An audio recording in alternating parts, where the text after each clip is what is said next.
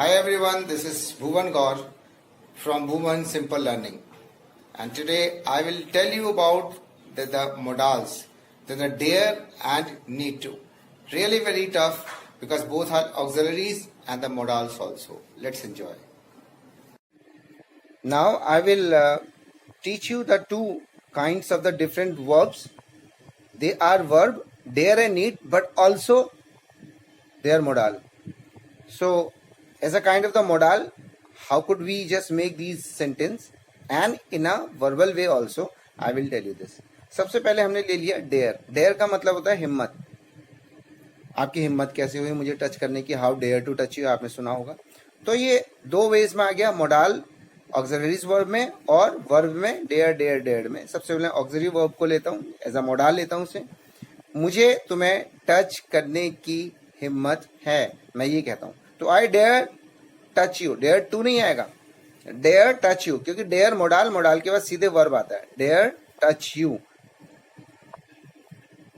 Next अगर example देखेंगे तो आप देख सकते हैं कि उसको मैंने नेगेटिव में बनाया. I dare not touch you, not to नहीं बोला, I dare not touch you. इसका मतलब नेगेटिव हो गया, क्योंकि मोडाल के बाद सीधे नॉट आता है और नॉट के बाद सीधे वर्ब की पहली फॉर्म आती है. ये मैंने आपको दिखा रखा है, modal not and verb, you can see in your screen also.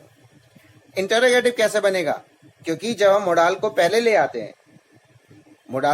आते हैं, जैसे विल आई ईट फूड, तो वैसे ही क्या होगा, डेयर आई टच यू, क्या मैं तुम्हें टच करने की हिम्मत है मेरे में, ये होगा इसका. अब इसी मोडाल को मैं वर्ब में बना के दिखाता हूं, और वर्ब का मतलब तो ये होता है कि जैसे मैंने इसी सेंटेंस को वर्ब में बनाया, आई डेयर टू लगाया टच यू, क्योंकि डेयर वर्ब है और टच भी वर्ब है, तो दो वर्बों के बीच में हम लोग क्या लगाते हैं, दो वर्ब्स के बीच में हम लोग टू का प्रयोग करते हैं, प्रीपोजिशन, तभी ये क्या होता है, वर्बल सेंटेंस कहलाएगा. तो I dare to touch you. अगर आप इसको मोडाल में देखते तो अगर आप अभी देखना इसके बाद में, तो उसमें क्या लिखा है, I dare touch you, to नहीं लगा रखा, क्योंकि dare as a modal use किया और मोडाल के बाद वर्ब की पहली फॉर्म डाली.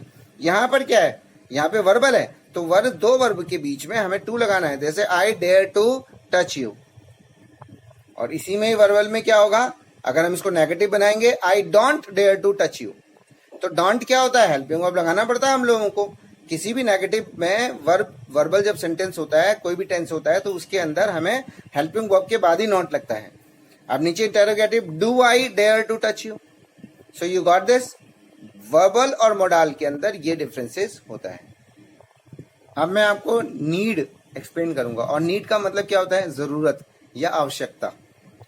Need is use for both as an ordinary verb and the auxiliary verb. मैंने आपको जिस तरह से बताया था मोडाल है. अब पहले मैं मोडाल एज अ नीड्स को लेता हूं, तो क्या होता है, तुम्हें काम करने की जरूरत है, तो मोडाल है, तो you need work to do, या you need do work today. तो ये सिंपल हो गया, जिसे हम मोडाल में डाल रहे हैं. अगर हम इसी को नेगेटिव में ले आते, you need not do work today, आपको जरूरत नहीं है काम करने की. ठीक है.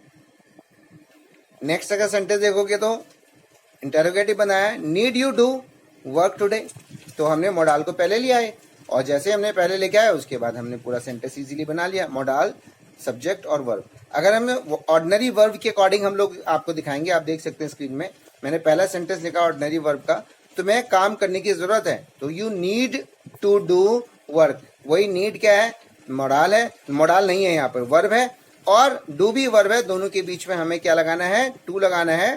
तो इससे हमें पता चल जाता है कि ये वर्बल सेंटेंस है.